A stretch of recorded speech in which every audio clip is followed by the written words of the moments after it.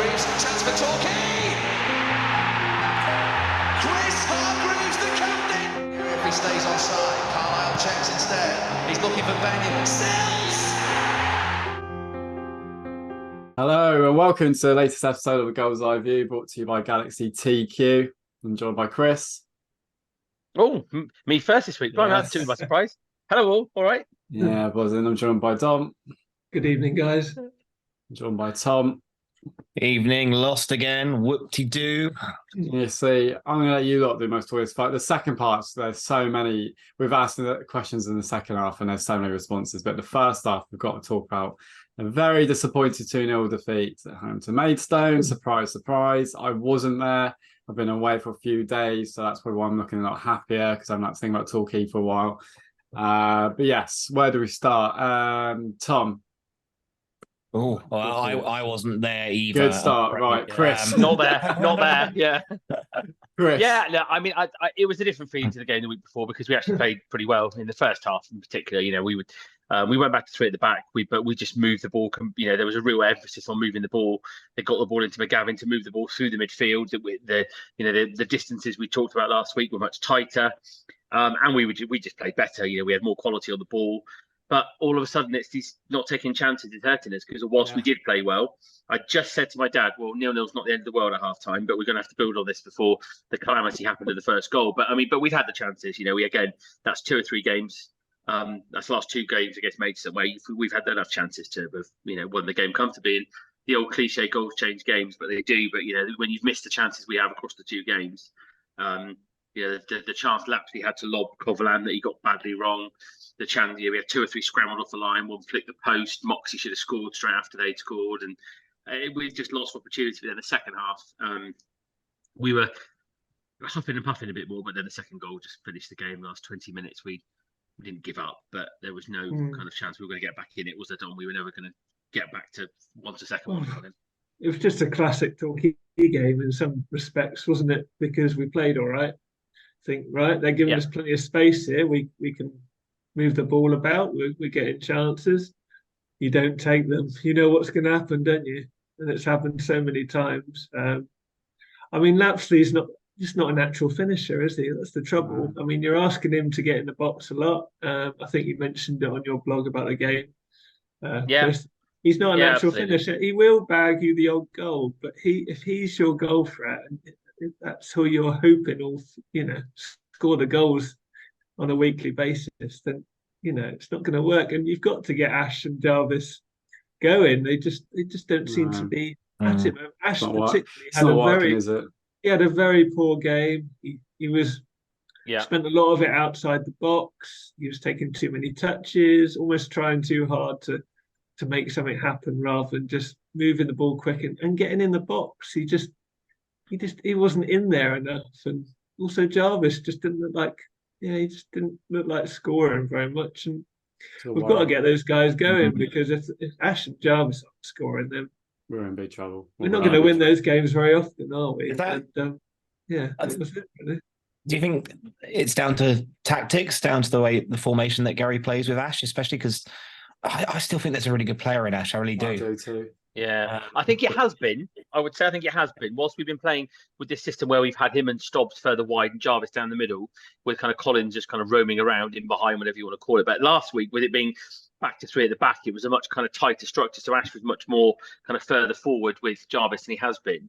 But yeah, I agree with Dom. I like Ash. He's a good player. He works hard. He annoys people. He's clearly got goals in him when you look at his record. But there's something just not quite right, whether it's confidence, whether it's positionally, whether it's just how things are going. I definitely agree with what Dom says. He just takes too many touches. At times he's overthinking. Maybe he's got too much to think about at the moment, because he's having to go back defensively and help out a little bit, whereas you want him on the end of things. You don't want him going back and helping out in midfield, because he's not that sort of player.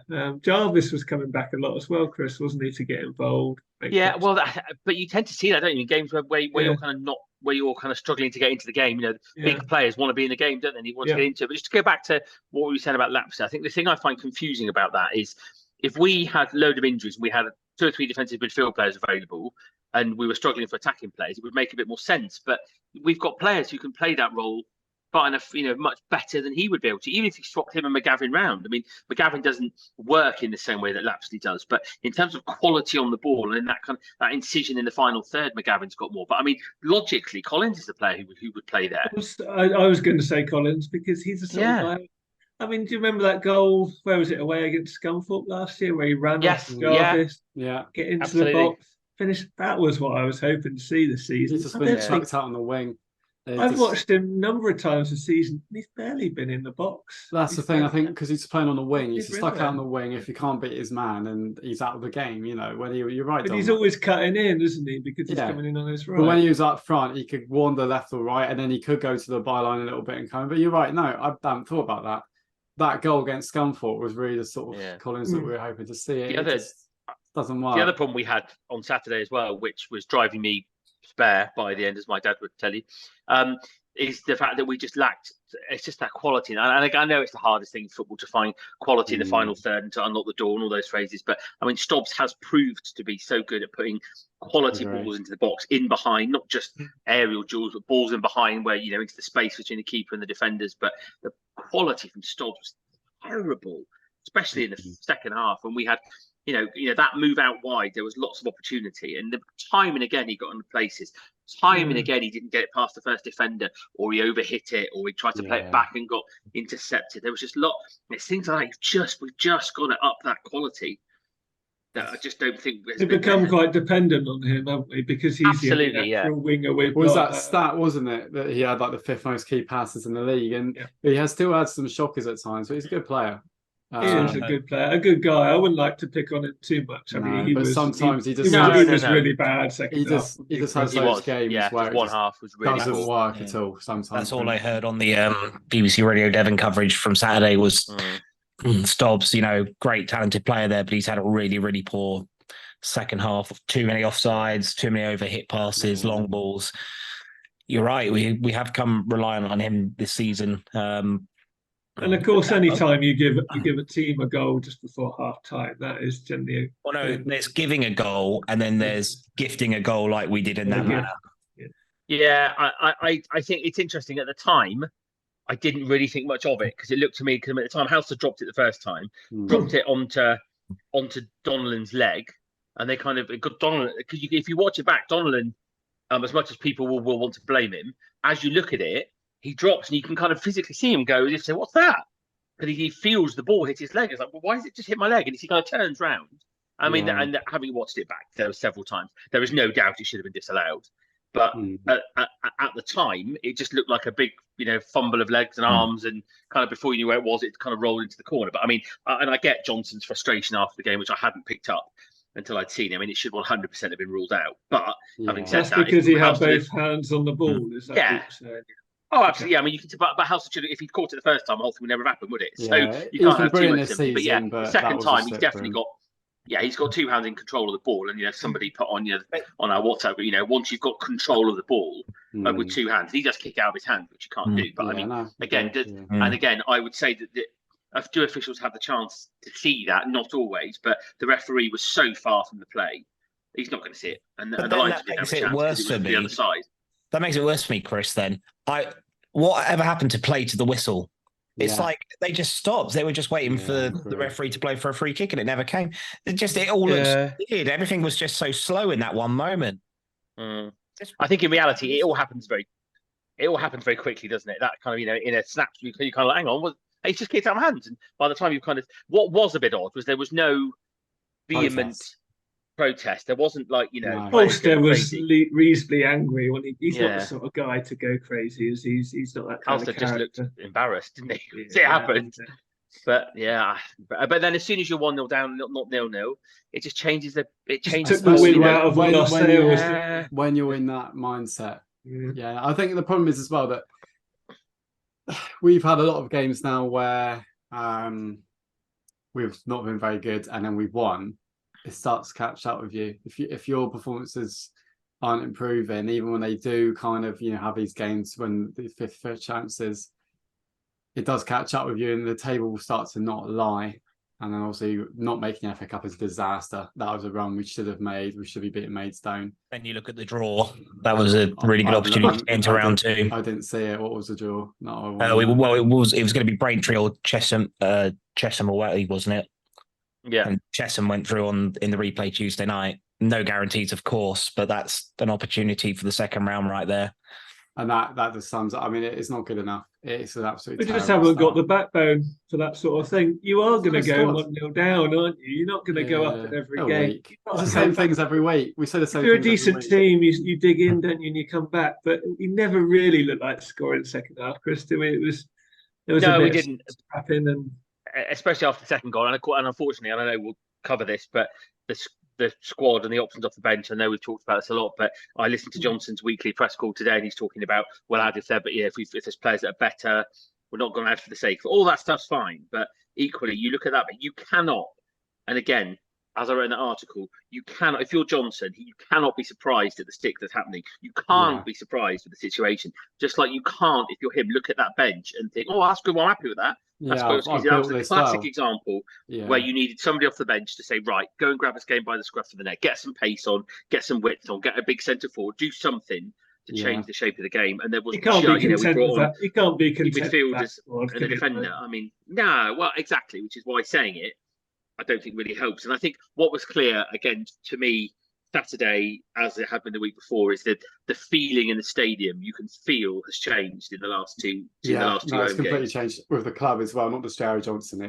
It's gone towards, you can feel it, and then you can tell from the press conference he's done today, the club are very much on the back foot, because you could tell the questions were very much aimed at all the stuff you've seen from social media, both from our output and from just, supporters in general around. There was a very comprehensive update on the injuries. There was a very targeted question around, recruitment and do you want to bring players in? And are you happy with the squad? And there was a very big emphasis on the supporters and this community day. And we want everyone there. And isn't it amazing? So to a certain degree, they've taken on, on board what a stupid decision that was last week to put that out that they did last week. But then again, it was a bit obvious, doesn't it, now? Can I just? I don't want to dig it up because it's gone. But as I wrote that, I was absolutely disgraceful. What Gary Johnson said, as my tweet, which is quite well, says. But no one is bigger than the club. Not Gary Johnson. Don't care how good your CV is. No manager, no player, no owner is bigger than the club or the fans of any football club at any level. Not just talking United. So that was the most disgraceful comment and most. Who in PR has gotten again? Yeah, I reckon we should put that out, or I reckon that's the bigger issue. Yeah. That's the issue. There's no idea absolutely. at this football club, is there? Kind of like it's just crazy. I can't believe it's just like I couldn't believe somebody didn't look at that and think, bloody hell, we're not putting that out. God, we're getting lynched. Why has he said that? I cannot believe there isn't somebody with intelligence involved in that club to do with football to go, oh no, this is a really bad idea. We're not going to do this. Let's just not put one out this week. Let's just say we didn't do it or something. Because the second that went out, somebody must have thought, or it just completely. Apologise or make some sort of apology in this week's. I don't know. We've sold out our allocation for Western, 850 tickets, and you're going to have a pop at the fan base once again for supporting the team in great numbers, having watched this wonderful club fall back into regional football. It's just mental to me. Not exactly talking from higher ground, was he? It's not like we'd won every game and then lost one. We'd lost 3 out of the last 4. He's not coming from a strong point. No. He hasn't got a leg to stand on. He hasn't got a leg to stand on. Trying to charm us and get us in those games. Last couple of years. Because they lost 700 people between games, didn't they? The Maidstone ones, and that's a worrying thing. The other thing which I found odd as well is that quite often, I think that Yeovil comment after the Yeovil game last week, and to certain start of this year, and you see it a lot with the interviews on television after games and everything, and I do understand it because you have to go out and do these interviews quite quickly after the game, and the emotion and the adrenaline and the everything is coursing through you. So that Yeovil interview, I have a little more understanding for because you're kind of shoved in front of a camera and you've just been hammered, but a nice relaxed Thursday, nice autumnal morning where you're sat doing your press conference. No excuse for that. No, awful. Does he feel like he's beyond reproach as a personal manager? Feels it. Yeah. It does feel a bit like that. I've got my track record. I've done it before. As I say, no one's bigger than this football club. Yeah, like, go away. Honestly, I've always really respected Gary Johnson, and I still will. But that lost me. Like I didn't go. It's bad when I'm not going. Many people didn't on Saturday, did they? No, sod it. Like I think this Saturday will be a bigger gauge of where we're at in terms of supporter. Not rebellion to go a little bit far. You take away the 700 community tickets or so that they've sold, apparently. Yeah, but I think actually, I mean, look, the crowd was always going to be lower. I mean, what's the crowd for the first cup game? 1,400 was it? Yeah. So it was always going to be lower. No, and like season ticket holders will go, "Well, I don't want to pay." But then that makes if you don't want to pay. Yeah, exactly. But then that makes his comments even more disrespectful. Because you need to attract people. You want to get, It's business. What are you doing? It's stupid. An opportunity to get to the first round of the cup. Look what happened to us last season. We got a really big first round tie. Had the opportunity to progress, and it just furthers my belief that Gary Johnson shouldn't be at this football club. He should not. I'm sorry, you shouldn't. I don't like to be those like big fan things. It's like, Gary Johnson out, but no. I mean, But I think to a certain degree, what this week has shown, and for anybody who's interested on social media, that was it for me Saturday. Yeah, I've always tried to be as level and calm, and you've got to be you've got to be. Yeah. But actually, that was it. The club, you could see the club. The whole thing was just flat. That was it. But actually, the more as you get over it, you come through. But actually, you've got the realities. We've all got to get over it. Yeah, we've got to go into the next game now. We've got to go and support the players, and the players need our support. And it's a game, and we'll talk about these next 3 games. You've done in the poll today, Tommy, and I think for me, as I said last week, it's 9 points. It isn't negotiable. If we're going to go for a real attack this to win the title.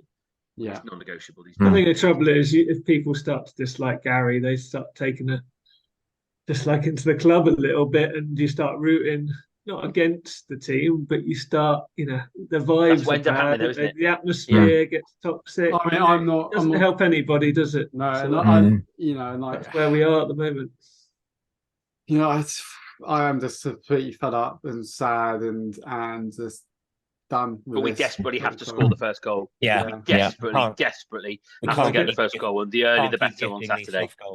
Can't keep. But just to get the ground up, just to get in front in the game, get an early goal, get the feeling of back in the stadium. Because if we go down in the first 20 minutes, it's going to get mad. A long way back in it. And the ownership, even Hell Express is talking now.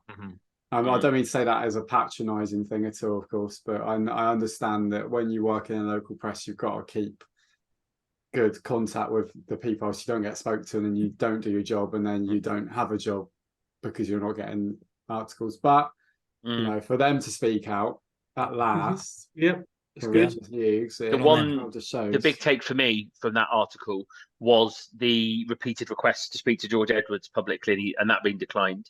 Yeah, that's what it's felt like, hasn't it? One thing's but actually the fact they've said that and confirmed that, because as you say, I mean, Osborne's the guy. Yes, he owns it, but he's not here. He's not running the club in the way that Osborne.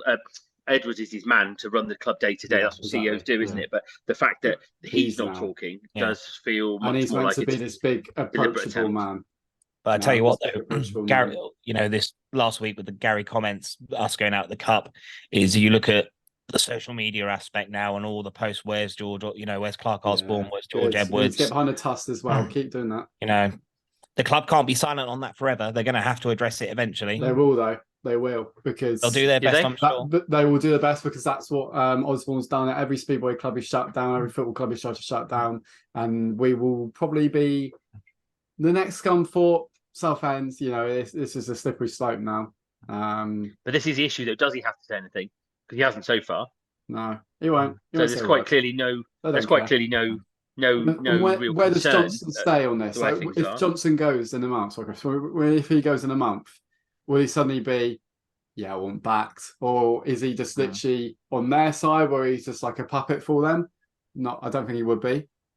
But at the end of the day, it's his employees; they're paying his wages. I'm surprised at some point Johnson in his career hasn't now. Nice lie. Hasn't turned around and gone, look at my bench. Come on, I need signings. Look at my bench. But how much did he back him in the summer, though, lads? Because it's a decent budget.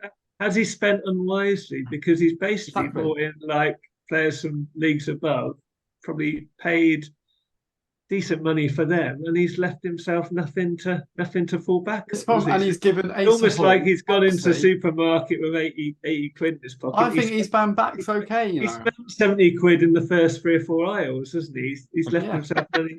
He's left nothing for the. Yeah, no, you're right. And I truly believe that. But again, I reckon Yeovil have a bigger wage budget, a bigger budget, but clearly. But in terms of Peter Hall, Moxie, Dawson, they're all on big wages, I reckon. A lot of he's been backed, and there's nowhere near last season that he had anywhere near a small budget as Nicholson did in the 2 Great Escapes when he was driving a minibus and trying to get any Sunday League footballer to try and be good enough to play for Torquay United. You cannot tell me that would have been a mid-table budget last season.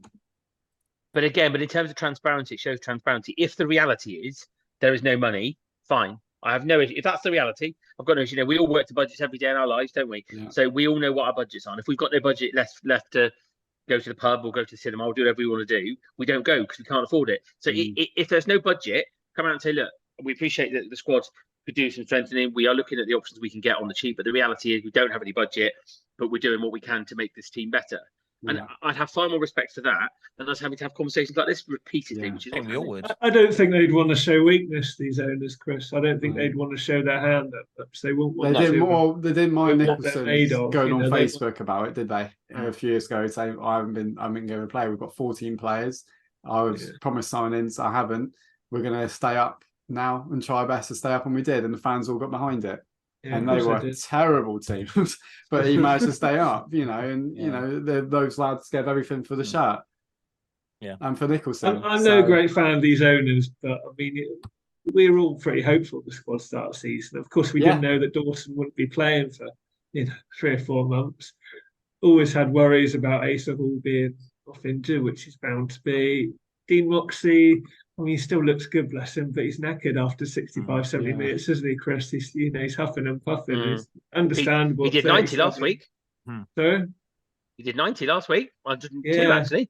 But he's struggling along. He's trying to get to the ball as quick as possible because he doesn't want anybody running at him, does he? So the only thing I'd say on Moxie as well is the 3 at the back helps him because as a 4 in a 4 there's more running to do, isn't there? Whereas in a 3 on the left side of that defence, I was mulling earlier on as to what we do on Saturday in terms of do we get Marshall back into the team, because Krask did okay, but probably no better than that. Would you get Marshall back in for a bit of physicality and move Moxie to that left wing back role? Does he have the legs for that? So, it's the old thing of changing formations that suits some players that doesn't suit others. That's the trouble, isn't it? Because Collins gets a bit stuck where he is. Well, he doesn't know where he is. I like Krask. Ash finds himself on the wing with the other formation. You kind of you're moving people around, and it doesn't suit everybody. So it's kind of like, it's a similar story to last year in a lot of ways, isn't it? We've picked up a number of wins because the teams are so lowly. So a lot of the issues have continued. I think we've also continued a losing mentality where we just don't have that backbone to win games when the other teams get better. As soon as the other teams play well, push on to us, we can't deal with it. And that mentality's just continued. And if we've missed Dawson because he gave us that. Oh, he's a manager on the pitch, wasn't he? Yeah. And also Nublé gave us that belief. I mean, whether he was a better partner for Jarvis, he did a lot of the work for him, didn't he, on the thing. You're right, Don. We just those lads. We need those sort of characters, don't we? At the moment, they're a very passive team. Not enough backbone. But it's also what Johnson's done in that interview today is indirectly. He's admitted we signed Dawson when we knew he was injured. That's not good enough, is it? Well, he said we knew he had an issue, but it was basically an undiagnosed issue that was causing him a bit of grief. And actually, it's turned out to be quite a serious injury. So we've then signed a player in. When did we sign him? End of May? Middle of May, and we're not going to see him this much competitively. And that's what he did at Gloucester. He played like 4 games and he's out for 8 months. Yeah. Who else would have signed him if he's not fit? Nobody else would have signed him. So why did we just give him a contract? And pay him? Give him a contract once he's back. Yeah.